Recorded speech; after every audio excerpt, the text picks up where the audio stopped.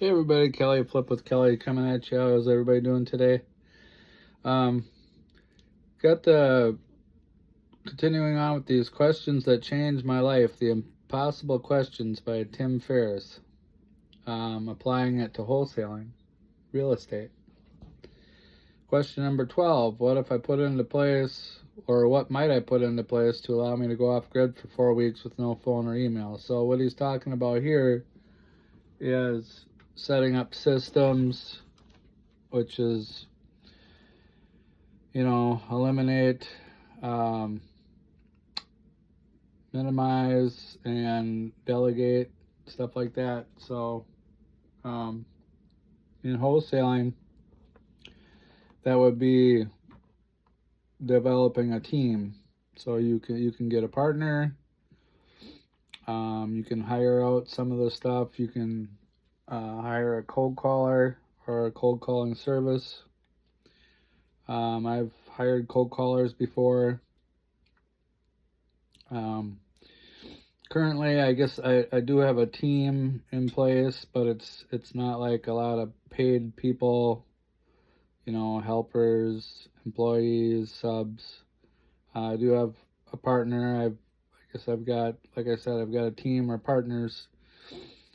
I consider my cash buyers my partners. I consider my sellers a partner, although a seller is, usually it's a one-time deal, so it's not like a partner that you're going to have. Although, the end of this month, we're set to close a deal in February here with the seller who owns another 5 or so properties. And he's mentioned doing more deals with us. Right now, he just wants to sell the one property, the one with the squatters in it. Go figure. But so maybe we'll end up doing more deals with this seller. Got to focus on getting this first one across the finish line. Everything seems to be a go. The seller reached out to me a few days ago or a week ago and asked me, hey, can we get this closed any sooner? And when we lock up the deal in our purchase and sales agreement or a contract, we always word it in there, close on or before X date. Like in this case, I think it's February 27th or something like that, towards the end of the month. So I could just give him an answer, which is, I think I already told him to be on or before, but instead of just giving him that general answer, reached out to my cash buyer and asked him, because he's the one that's got to, he already put the non-refundable, $5,000 non-refundable down, but he's the one that's got to fund the rest of it. It's whatever it is, 170, 180,000. Got to pay my assignment fee. So, and he come back to me with a very experienced cash buyer, owns thousands of units. Came back to me with an answer, so then I relay that message back to the seller, and been doing messages like that. As a wholesaler, I'm not only the middleman of the price part of the transaction, as far as I find a buyer and find a seller. You have to do that, obviously, unless you're going to be buying it yourself. Then you're not really wholesaling at that point. You're basically the buyer. But I also take on the role of delivering messages, and sometimes the title will come to me and ask me, so then I reach out to the seller or sometimes the buyer, and I take on that role. I feel that's my duty. Now, could the seller reach out to the buyer and seller And they do for certain things. But when they come to me, I'm on it. Like, I'm messaging. Some messages, depending on how urgent it is, I'll send out a text, and then I will sometimes follow up with phone calls. Some questions, like I just got a question yesterday. The appraiser. So the buyer has an appraiser that, if they're doing finance buying instead of cash buying, they need to have an appraiser come through there that will take measurements and pictures, whatever they do, to assess the repairs needed, and then because they've got to underwrite the loan.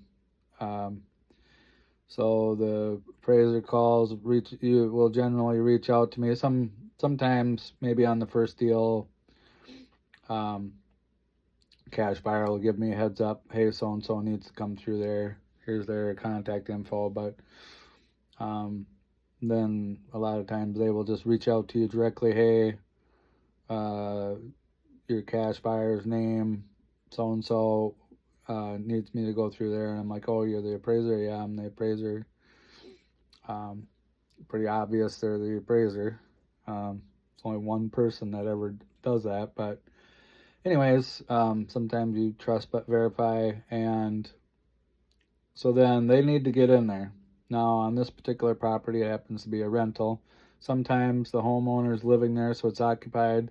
Sometimes it's vacant. But on this one, it's the renters are in there. There's a renter that's not paying upstairs, and then in the lower unit, there's a squatter.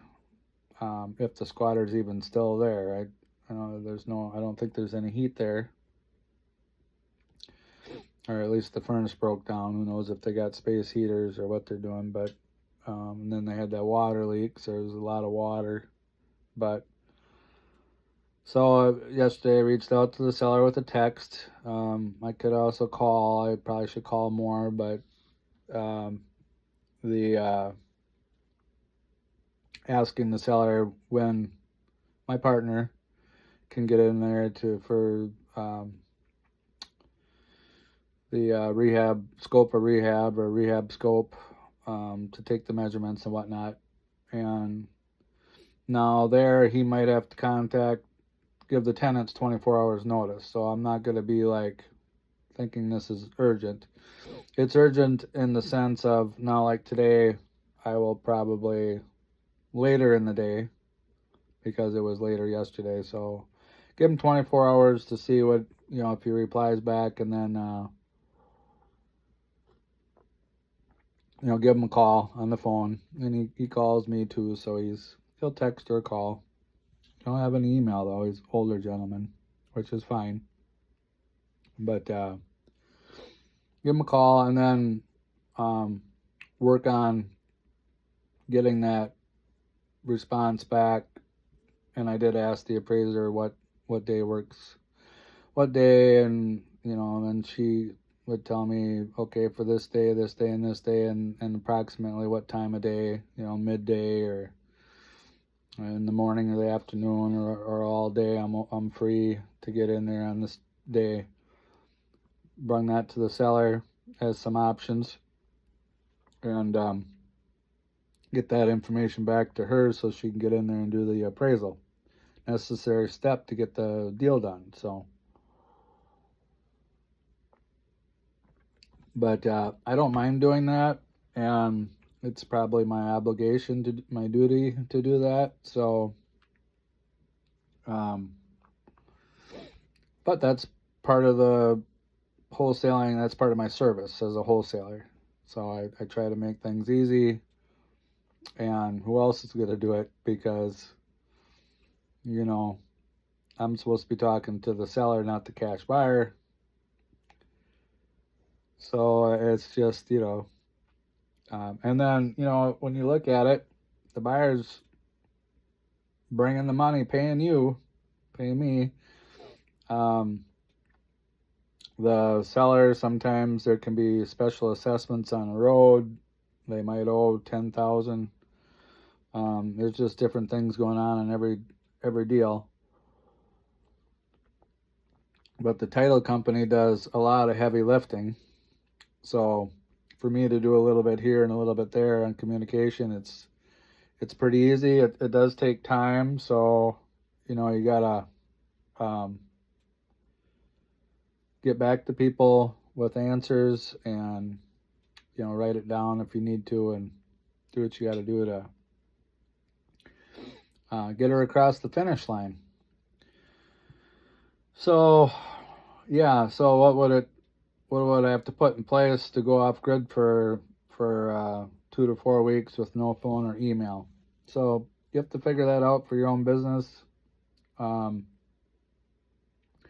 When you're first starting out, obviously you're gonna probably have to do everything yourself, and then you may run into a partner in a virtual. I have a partner down in Milwaukee. She's awesome, Martha. And Brady's a good partner too. He helped. Me and him partnered on my very first legitimate wholesale deal, I would say. I did some bird dogging.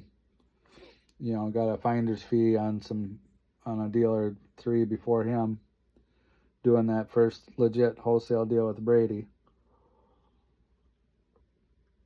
And so if you get a partner that way, and that partnership can look like however you want it to look or however it fits. For me, could I run down to the Milwaukee area? What is that, 3-4 hour trip? And you generally got to meet with the seller to do a walkthrough, and then like some of the local deals I do, you're going over there sometimes more than once, because like on this local deal that we're currently set to close the end of the month, we could not get into the lower unit because the seller or the tenant, the squatter, was being difficult, and the seller's an elder gentleman. So we had to go back a second time to get into the lower unit before we locked it up, and there was some negotiation involved. And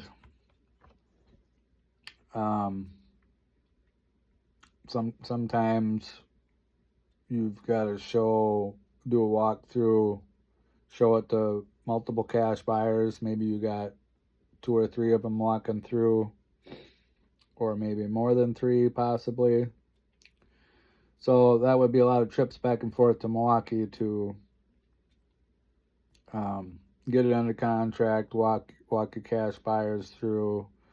Maybe you got to go back another time to, or send somebody through. But like here, my cash buyer's got a project manager he can send out to look at that lower unit once we do get in there, which we've already done.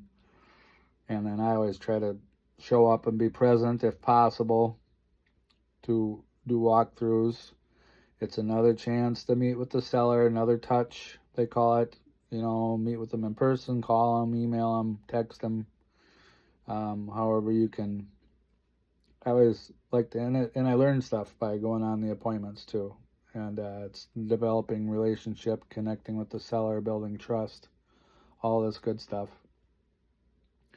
So, and then like the appraiser, yes, I went out there to meet with the seller to introduce them. Hey, this is the appraiser, or my partner. You don't necessarily have to say appraiser, but or in this case, I will probably, unless the appraiser, which they probably won't, but request that I meet them out there or something, and comfortable that they can go out there and do their thing. And so I probably won't go out there to meet with them because it's under contract now. So But if I felt the need to, maybe I will go out there and meet with the appraiser when they show it, and I show up with the appraiser in the past is basically just to introduce them. I don't stick around to walk around with that appraiser. It's under contract already. They're professional. They can do their thing. I don't need to hold anybody, hold their hand. I don't feel anyway. So I guess if I wanted to go through there and learn some stuff, it could be good for learning, especially if they're open to you asking them questions. Maybe it'd be a good opportunity to learn a lot about the rehab and the rehab cost and the scope of the rehab part of it. If that's something you're interested in. I don't really care to do it because I've already seen the negotiation, and so it's pretty easy just to come up with a number as far as what we got it under contract for. So, but like if you wanted to do like house flipping and learn more of that end of it, it could be very valuable information. So it might be worth it to do it for that reason. So go back to went off on a little bit of a tangent there, but like for me to drive down to Milwaukee, that might be several trips. So that's where it's kind of advantageous to have a partner down there. So you can work your own local market or virtual markets. You can have another virtual market with a partner. Maybe the partner does driving for dollars there and they come up with some leads. So you can, there's three parts of the business. There's marketing or lead generation, it's called, and then acquisitions, and then dispo or dispositions. You may want to define those roles. Now, with my partner down in Milwaukee, I do the marketing or the lead generation, and she handles the dispo down in Milwaukee, and then we kind of share the acquisitions is the way we've been doing it. She will typically run comps, and then I will be in communication with the seller. Now, sometimes she'll go on the appointment and she'll do the acquisitions because she meets with the seller and just gets it under contract. But initially, especially when I talk to the seller, I will get the motivation and then get into the property condition, when they want to sell, and sometimes for how much, and gather that data or that information. So that's all part of the thing to get it across the finish line, right? All part of the process. But you may want to define your roles with your partner. Maybe you do marketing and dispo and your partner does acquisitions. Split it up however you want. The main thing is to have a system, and the more efficient that system is, the better. Also realize maybe your partner, for whatever reason, might be feeling overwhelmed, and so me and my partner sometimes we'll ask each other questions, or we'll ask for a little help. And if you haven't done 10, 20, 30, 100 deals, maybe you just maybe you're a little overwhelmed that day, or you're a little cobwebby or something. And so it's a little bit of you can have your process, but I also like to be a little loose with if my partner needs help, then, and I'm able to, you'll have to make that decision, and maybe your partner will help you back out if you need the help and they can help and it's suitable for them to help. But so yeah, that's question number 12 here. Can you step out of your business and at least maybe part of your business run without you? Maybe you're able to take off for 4 weeks, but you're still able to do part of the business if that's what you want to do. You'll have to see what works. And I know that I've went to Florida, and while I was down there, I was able to go to the library and still print my letters off and do my marketing. So that's another avenue if you want to go on vacation. Maybe you can learn to do your stuff while you're on your trip. So that'd be another way of doing it if you want to. So, and then you've got you can hire an accountant if you, not on every deal, but some deals you may require legal assistance. So make sure you've got a real estate attorney if you need help with your paperwork, with how to go about your process, with maybe your attorney needs to reach out to the seller's attorney for whatever reason. So, and you don't want to use an attorney if you don't need to necessarily, because it's an expense, and sometimes the expense, try to keep your costs down, obviously. Try to keep your expenses down, but sometimes if that attorney is needed for your protection legally, to get the deal across the finish line, legal advice, whatever, definitely utilize them when needed. And these are also your partners, and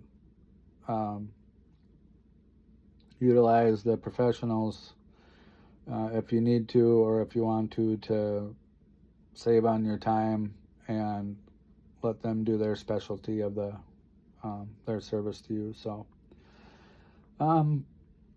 yeah, and you can use email. You get your systems down so your deals are more on autopilot, and you get a CRM. Utilize all this stuff, the technology, the AI, a lot of these things that can do the heavy lifting for you. And also realize that if there's some old school or some manual stuff that just works better, then you'll have to weigh out which one to use and which one to not use. So, and a lot of this stuff you're only got to figure out with experience and over time and trial and error. And some of the real estate is local as far as what might work for me in my local market, my style, my systems may or may not work for you in your market, in your market conditions, and that part of side of town, or so best to you. We are getting closer to closing here, so I'll keep you all posted on that. It's going to be probably a couple weeks here or so yet. Probably maybe depending on if it closes on or before, so maybe 2.5 weweeks or so. But this is Kelly. You guys found any value? Smash the like button, subscribe, and have yourself a great rest of your day. This is Kelly out.